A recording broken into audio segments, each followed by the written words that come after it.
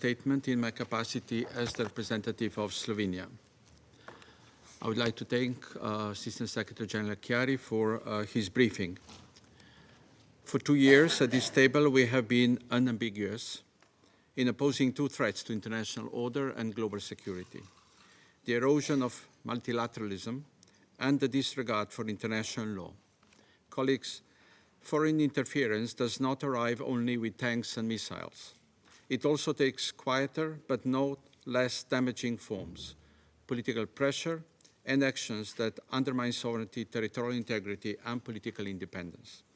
These principles are not abstract. They are being tested today. It is in this context that we express our deep concern regarding the action taken against Somalia last week. It risks further destabilizing a region already burdened by multiple political and security crises. Slovenia reiterates its support for the unity, sovereignty, and territorial integrity of the Federal Republic of Somalia.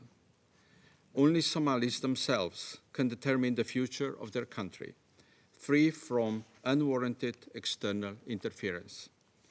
It is up to Somalis of Somalia and of Somaliland to agree in dialogue on a system of governance that protects the interests of all parts of Somalia.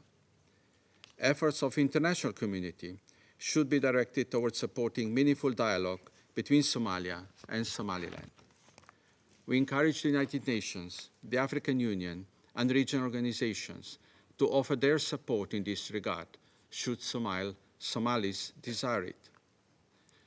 Colleagues, the current situation must not distract from Somalia's urgent security priorities, including the fight against terrorism. The international community should work together with Somalia, supporting its efforts through cooperation and sustained engagement. Colleagues, I have to address the issue of Palestine and comparison as raised by the United States. Slovenia recognized Palestine as an independent state. We did so in response to the undeniable right of the Palestinian people to self-determination. Palestine is not part of any state.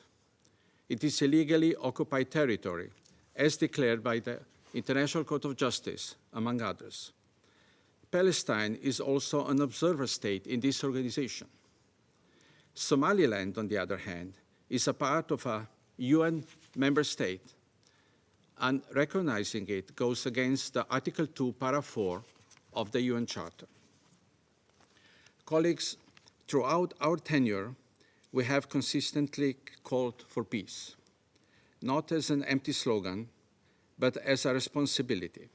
And we have worked to cultivate that notion through leadership for peace debates. To lead for peace is to place the pursuit of sustainable peace above narrow national interest, to choose cooperation over convenience. It is to recognize that sustainable peace is achieved not outside of, but through the United Nations itself. The United Nations is only as strong as the commitment of its member states. And for this reason, what the organization needs today is a mobilization of all of us, of its member states, for an alliance for peace. I resume my function as President of the Council. I now give the floor to the representative of Israel.